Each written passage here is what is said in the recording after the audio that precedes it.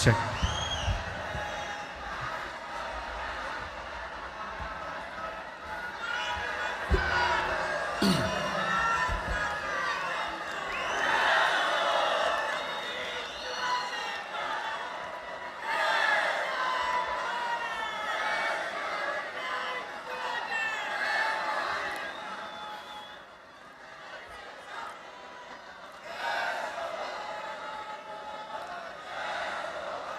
सन्माननीय उद्धव ठाकरे,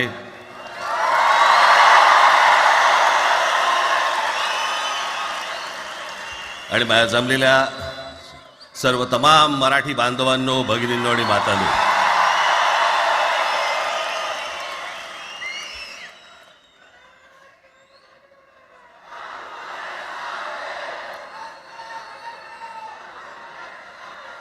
खरं तर दोघांची भाषणं संपली ना की एकत्र आरोळ्या ठोका.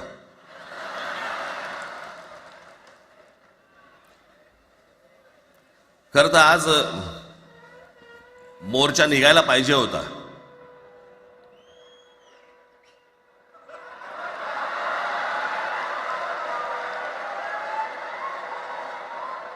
तोंडानेच आहे ना.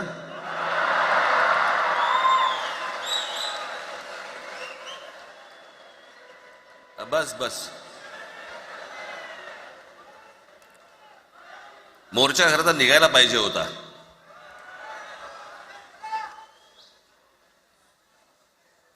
मराठी माणूस कसा सर्व बाजूने एकवटतो याचं एक चित्र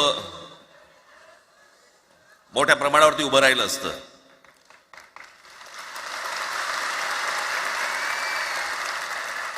पण नुसत्या मोर्चाच्या चर्चेनेच माघार घ्यावी लागली.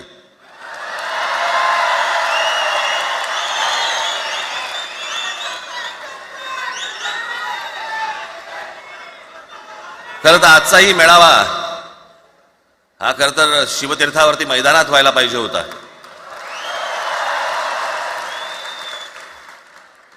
मैदान ओसंडून वाहिलं असतं अख्खं.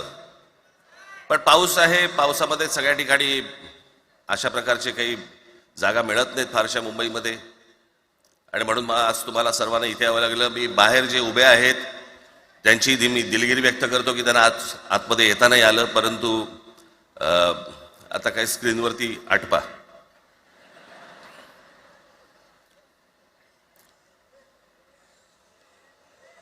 मी माझ्या मुलाखतीमध्ये एक म्हटलं होतं की ज्याच्यातनं या सगळ्या गोष्टी खरं तर सुरू झाल्या, आणि मी असं म्हटलं होतं की कोणत्याही वादापेक्षा आणि कुठच्याही भांडणापेक्षा महाराष्ट्र मोठा आहे.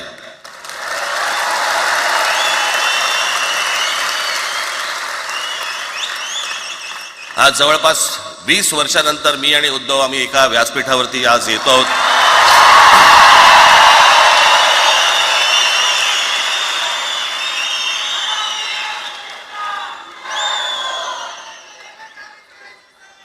जे माननीय बाळासाहेबांना जमलं नाही, जे अनेकांना जमलं नाही, आम्हाला दोघांना एकत्र आणायचं, ते देवेंद्र फडणवीसला जमलं.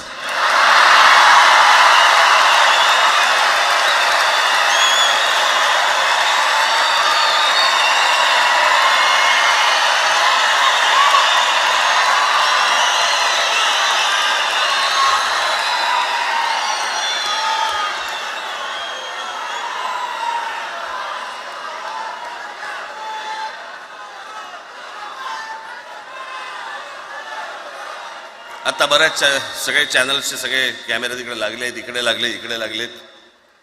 आता संध्याकाळी सगळं सुरू होईल. आता काय वाटतं, काय दोघांची बॉडी लँग्वेज कशी होती? कोणी कमी हसलं का, कोणी जास्ती हसलं का, कोणी बोलतायत का? आपल्याकडे मूळ विषय सोडून इतर गोष्टींमध्येच फार रस असतो अनेकांना. खरं तर आजचा हा मेळावा, मोर्चालाही तीच घोषणा होती, आजच्या मेळाव्यालाही तीच घोषणा आहे की कुठचाही झेंडा नाही, मराठी हाच अजेंडा.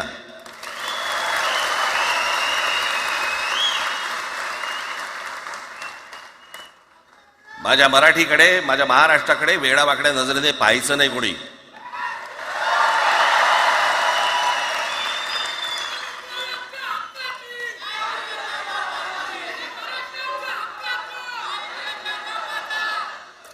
ठरलं ना आपलं सगळ्यात शेवटी द्यायच्या घोषणा. बसा, शांत बसा. खरं तर हा प्रश्नच अनाठाई होता, काही गरजच नव्हती. हे कुठून अचानक हिंदीचं आलं मला काही कळलं नाही. मला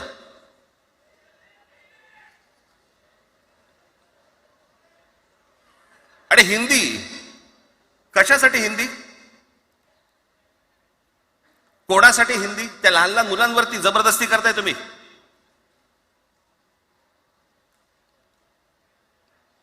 कोणाला विचारायचं नाही, शिक्षण तज्ञांना काही विचारायचं नाही, कोणाला काही विचारायचं नाही. बस आमची सत्ता आहे, आमच्याकडे बहुमत आहे, आम्ही लादणार.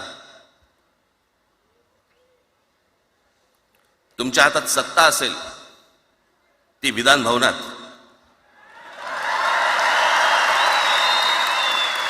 आमच्याकडे सत्ता आहे रस्त्यावर.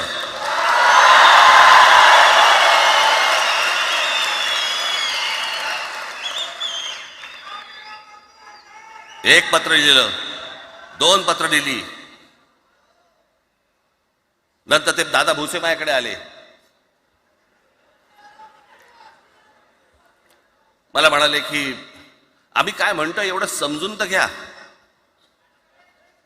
एवढं काय म्हणतो एवढं ऐकून तर घ्या. म्हटलं दादा तुम्हाला एक गोष्ट सांगतो, तुम्ही काय सांगता ते ऐकून घेईन पण ऐकणार नाही.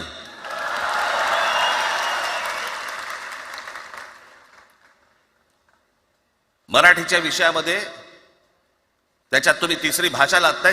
त्रिभाषा सूत्र, कुठलं त्रिभाषा सूत्र आणलं? त्रिभाषा सूत्र ज्या वेळेला आलं ते फक्त सेंट्रल गव्हर्नमेंट आणि राज्य सरकार, केंद्र सरकार आणि राज्य सरकार यांच्यामधल्या दुव्यासाठी म्हणून हे त्रिभाषा सूत्र फक्त आणलं. आज कोर्टातही नाही, तुम्ही हायकोर्टात जा, सुप्रीम कोर्टात जा, इंग्रजीमध्ये सगळ्या गोष्टी होतात.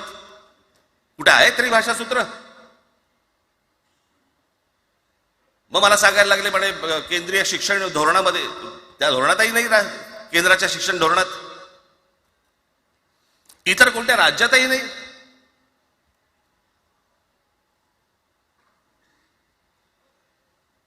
महाराष्ट्रात प्रयोग करून पाहिला तरी दक्षिणेची राज्य तर हिंगलवून विचारत नाही त्यांना. पण महाराष्ट्र ज्या वेळेला पेटून उठतो त्यावेळेला काय घडतं आणि काय होतं हे आज राज्यकर्त्यांना समजलं असेल. त्याशिवाय का माघार घेतली?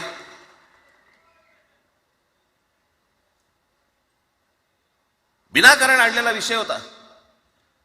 मी त्या भुसेंना सांगितलं, म्हटलं मला सांगा उत्तर प्रदेश, बिहार, राजस्थान, मध्य प्रदेश कोणती तिसरी भाषा आणणार आहात? खरं तर आणली पाहिजे.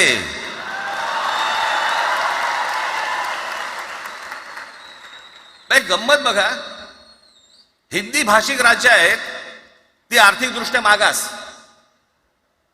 आणि हिंदी न बोलणारी जी राज्य आहेत ती आर्थिकदृष्ट्या प्रगत, आणि वर आम्ही हिंदी शिकायचं. यांना हिंदीतून राज्य नाही सांभाळता आली, यांना राज्यांचा विकास नाही करता आला. जे हिंदी बोलत नाहीत त्या राज्यांमध्ये, हिंदी बोलत असलेल्या राज्यांमधनं नोकरी धंद्यासाठी लोक इकडे येत आहेत आणि हे म्हणतात हिंदी शिका. कोणासाठी शिकायचं? 5वी नंतर काय हिंदी चित्रपट सृष्टीमध्ये जाणार आहेत पोरगा? कोणासाठी शिकायचं? हिंदी भाषेबद्दल मला वाईट नाही वाटत, भाषा कोणतीही श्रेष्ठच असते, उत्तमच असते. मग ती मराठी असेल, गुजराती असेल, तामिळ असेल, पंजाबी असेल, बंगाली असेल, हिंदी असेल, अजून कुठचीही असेल. एक भाषा उभी करायला खूप प्रचंड तपश्चर्या लागते, खूप लोकांची मेहनत असते. एक लिपी उभी करायला खूप प्रचंड ताकद लागते.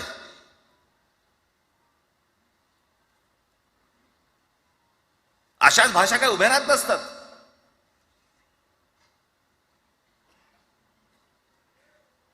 आणि या भाषेचं नवीन कुठून आणलं? त्याशी ते अमित शहा म्हणाले ज्याला इंग्रजी येतं त्याला पुढे म्हणे लाज वाटेल, म्हणे मला इंग्रजी येतं. अरे तुम्हाला नाही येत?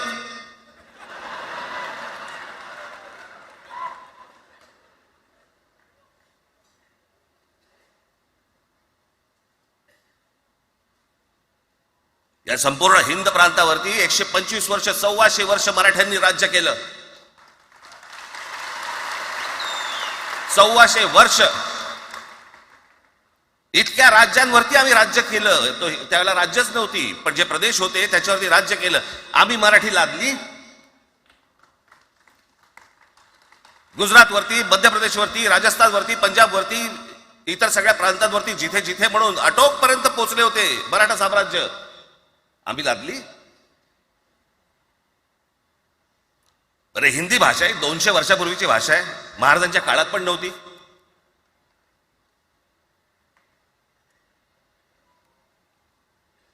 कशासाठी आणि कोणासाठी आणि काय करायचे नेमकं?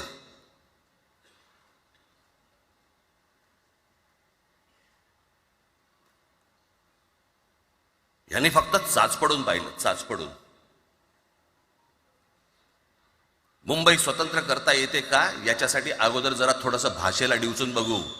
महाराष्ट्र शांत राहिला तर पुढे ते पाऊल टाकू.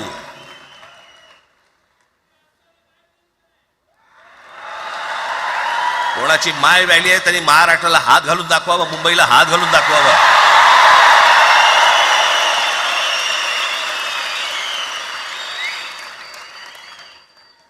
त्या मजाक वाटला काय? आम्ही शांत आहोत याचा अर्थ गांडू नाही आहोत.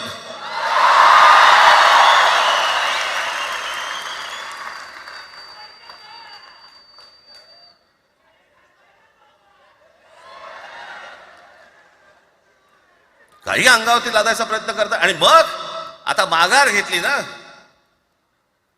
मग माघार घेतली त्याचं काय करायचं? मग वेगळ्या ठिकाणी वळवा सगळं प्रकरण. वेगळ्या ठिकाणी म्हणजे कुठे? ठाकरेंची मुलं इंग्रजी मीडियम मध्ये शिकली, बरं मग पुढे? म्हणजे दादा भोसे मराठी मीडियम मध्ये शिकून शिक्षण मंत्री झाले, देवेंद्र फडणवीस इंग्रजी मीडियम मध्ये शिकून मुख्यमंत्री झाले. कुठे काय शिकले याचा काय संबंध?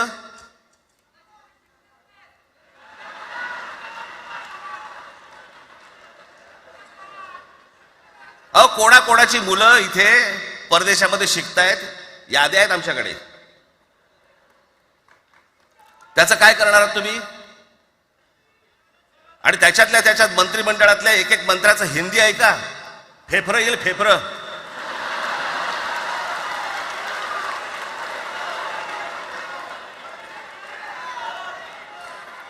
हे असले प्रश्न महाराष्ट्रातच विचारले जातात. आता मी तुम्हाला अजून एक गोष्ट सांगतो.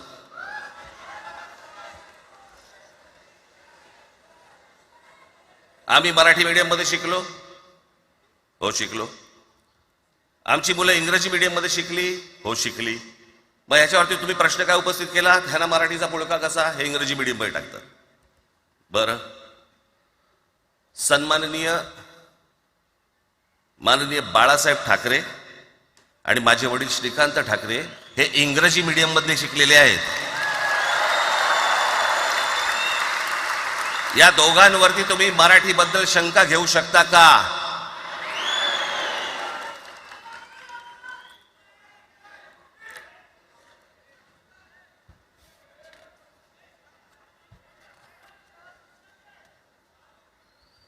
Lalkrishna Advani Saint Patrick high school Christian missionary school मध्ये शिकले. हिंदुत्वावर शंका घेऊ का त्यांच्या? कॉन्व्हेंट स्कूल मध्ये शिकलेले आहेत अडवाणी. दक्षिण भारतामध्ये बघा, तमिळच्या प्रश्नावरती, तेलुगूच्या प्रश्नावरती कडवटपणे समोर येऊन उभे राहतात. कोण विचारते त्यांना तुमची मुलं कुठे शिकली आणि तुम्ही कुठे शिकलात?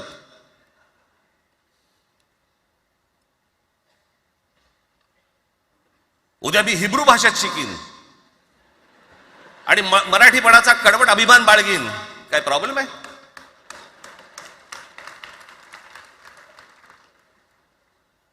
मी आता तुमच्याकडे दक्षिणेतले इंग्रजीमध्ये मी अगदी थोडक्यात यादी आणली आहे. दक्षिण भारतातील इंग्रजी माध्यमात शिकलेले नेते आणि अभिनेते: Jayalalithaa, Doveton English medium school, Stalin English medium school Loyola, Kanimozhi presentation convent school, Udhayanidhi म्हणजे करुणानिधींचा नातू डॉन बॉस्को, चंद्रबाबू नायडू वडील इंग्लिश टीचर होते, शिक्षण इंग्रजी माध्यमात झालं, पवन कल्याण आंध्र उपमुख्यमंत्री, शिक्षण सेंट ॲन, नारा लोकेश NTRचा नातू चंद्रबाबूंचा मुलगा, Stanford school, Kamal Haasan Santhome high school, अभिनेता विक्रम मॉटफोर्ड स्कूल, अभिनेता Suriya English medium, AR Rahman आधी पद्मशेषाद्री बालभवन आणि नंतर मद्रास कृष्णगिरी हायस्कूल. परवा दिवशीचा एक प्रसंग सांगतो. एका व्यासपीठावरती तामिळनाडूमध्ये AR रहमान व्यासपीठावरती उभे होते, काहीतरी कार्यक्रम होता, त्या बाई तामिळमध्ये बोलत होत्या. अचानक ती बाई हिंदीत बोलायला लागली. त्याच्यावरती रहमानने तिच्याकडे असं बघितलं, बोलला हिंदी, आणि व्यासपीठावरनं खाली उतरला.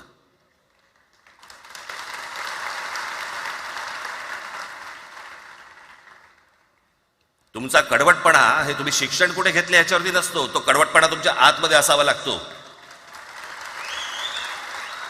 म्हणजे बाळासाहेब इंग्रजी मीडियम मध्ये शिकले, इंग्रजी वर्तमानपत्रामध्ये व्यंगचित्र काढायचे, पण मराठीचा अभिमान याच्या बाबतीत कधी तडजोड नाही केली.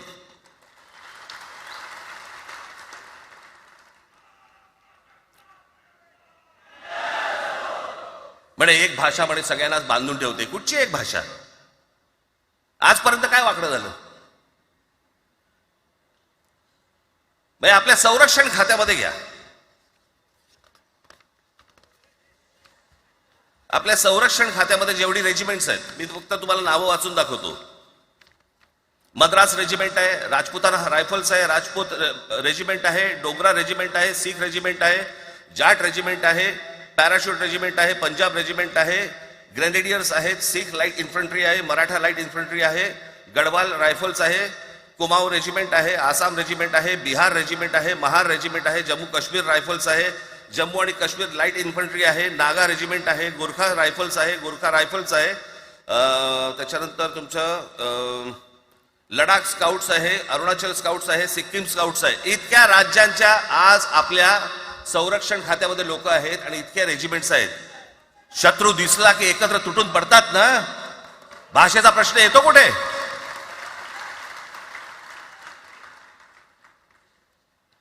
या देशामध्ये जेव्हा भाषावार प्रांतरचना झाली तीच या गोष्टींसाठी झाली ना, की प्रत्येक भाग तसे भाषांचे होते म्हणून. मग या सगळ्या गोष्टी का सुरू केल्यात तुम्ही? कशासाठी सुरू केल्यात? काय याच्या मागचं राजकारण? आत्ता सांगून ठेवतो. आज तुम्ही सगळेजण मराठी म्हणून एकत्र आलात. आज महाराष्ट्रामधला तमाम मराठी आज मराठी म्हणून एकत्र आला. टाळ्या वाजू नका. मी काय सांगतोय नीट ऐका. याचा पुढचं राजकारण ह्यांचं पुन्हा तुम्हाला जातीमध्ये विभागायला सुरुवात करतील. पुन्हा हे जातीचं कार्ड खेळायला सुरुवात करणार. मराठी म्हणून तुम्हाला कधी एकत्र येऊ देणार नाहीत. हे जातीपातीमध्ये विभागायला सुरुवात करतील. आता हे सुरू केलं. काल कोणाच्या त्या व्यापाऱ्याच्या कानफडीत मारली मीरा भाईंदरला. त्याच्या काय इथे लिहिलं होतं काय गुजराती?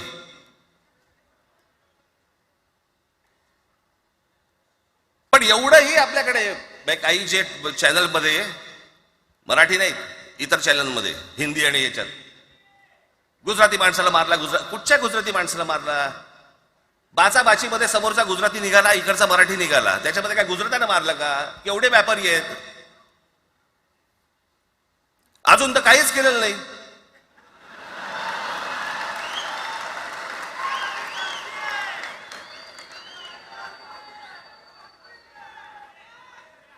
अर्थात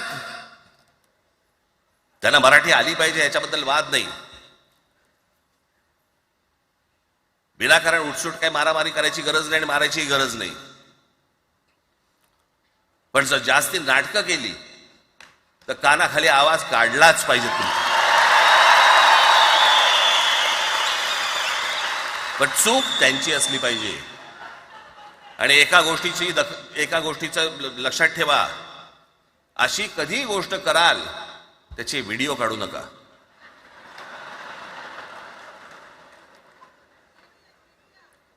आपल्यामध्येच त्यांना कळलं पाहिजे. कळलं का?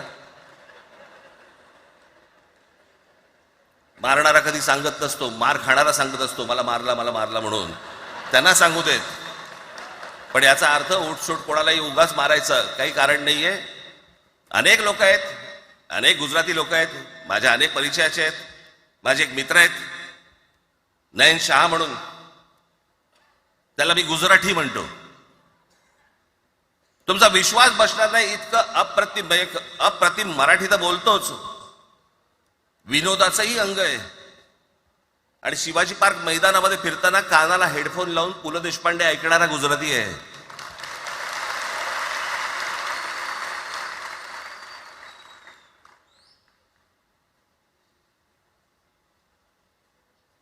मी मगाशी तुम्हाला सांगितलं की हे मराठीचं बाळकडू, आमच्यासाठी ते बाळकडूच होतं.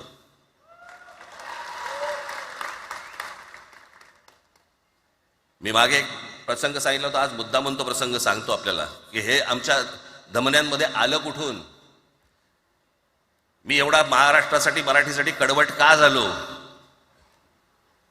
लहानपणापासूनचे अनेक प्रसंग आहेत माननीय बाळासाहेबांबरोबरचे, पण मी एक प्रसंग कधीही विसरणार नाही. आणि तो 1999 सालचा आहे. त्या 1999 साली शिवसेना भारतीय जनता पक्षाची युती सरकार येणार नाही अशी परिस्थिती होती.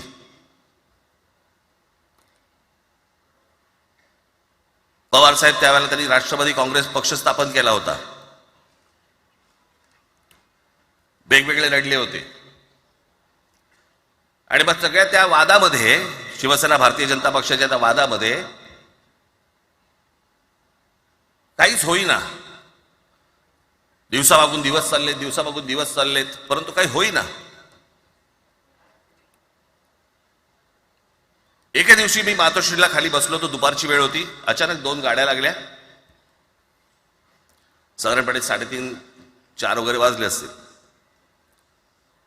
ते जरा वेळेला नाव विसरतो मी, पुण्याचं कोणतो जावडेकर, प्रकाश जावडेकर आणि काही मंडळी आली. मला म्हणाले राज बाळासाहेबांना अर्जंट भेटायचंय. म्हटलं आत्ता ते भेटणार नाही. म्हटलं ती त्यांची झोपायची वेळ आहे. नाही म्हणे अर्जंट आहे म्हणे. म्हटलं नाही भेटणार. म्हटलं मी तुम्हाला सांगतो. म्हटलं काय विषय काय. म्हटलं मी बोलायचं काम करतो. म्हटलं काय विषय काय. आणि त्यांना सांगा मुख्यमंत्री पदाचा विषय झालेला आहे. म्हटलं अच्छा, अरे वा. म्हटलं काय झालं. सुरेशदादा जैन यांना दोन्ही बाजूने आम्ही ठरवलंय की त्यांना मुख्यमंत्री करायचं. एवढं फक्त बाळासाहेबांना सांगायचं. ठीक आहे. मी वर गेलो. रूममध्ये काळोख, शांतता. आम्ही अरे तुरेमध्ये बोलायचो म्हणून मी हाक मारली. म्हटलं हे काका गाढ झोपले होते. म्हटलं काका उठ. हे काका उठ. बघितलं माझ्याकडे. काय रे. म्हटलं नाही ती सगळे खाली जावडेकर वगैरे सगळी मंडळी आलेत. म्हटलं बरं मग. नाही ते म्हणतात ते मुख्यमंत्री पदाचा विषय झालाय म्हणून. म्हटलं बघ ते मला काय झालं. ते म्हणाले सुरेशदादा जैन यांना मुख्यमंत्री पदासाठी दोन्ही जणांनी सांगितलं की करायचं म्हणून. असं माझ्याकडे बघितलं त्यांनी. त्यांना जाऊन सांग महाराष्ट्राचा मुख्यमंत्री मराठीच होईल, दुसरा कोणी होणार नाही.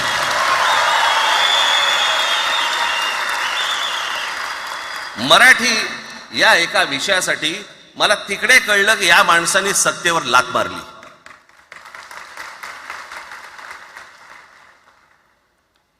हे संस्कार ज्या पोरावरती झाले असतील तो मराठीसाठी तडजोड करेल काय. बाकी सगळ्या युत्या आघाड्या सगळ्या कुठच्याही गोष्टी होत राहतील. महाराष्ट्र मराठी माणूस मराठी भाषा याच्यावर तडजोड होणार नाही. कोणत्याही परिस्थितीत होणार नाही. याच्या पुढे देखील तुम्ही सावध असणं पण गरजेचं आहे आणि सतर्क असणं पण तेवढंच गरजेचं आहे. पुढे पुढे काय काय गोष्टी घडतील, काय काय गोष्टी होतील कल्पना नाही, परंतु मला असं वाटतं की ही मराठीसाठीची एकजूट ही कायम राहावी आणि महाराष्ट्रामध्ये सन्माननीय माननीय बाळासाहेबांचं जे स्वप्न होतं ते पुन्हा साकारावं अशी एक आशा, अपेक्षा आणि इच्छा व्यक्त करतो आणि आपल्या सर्वांची मी रजा घेतो. धन्यवाद. जय हिंद, जय महाराष्ट्र. धन्यवाद राज साहेब.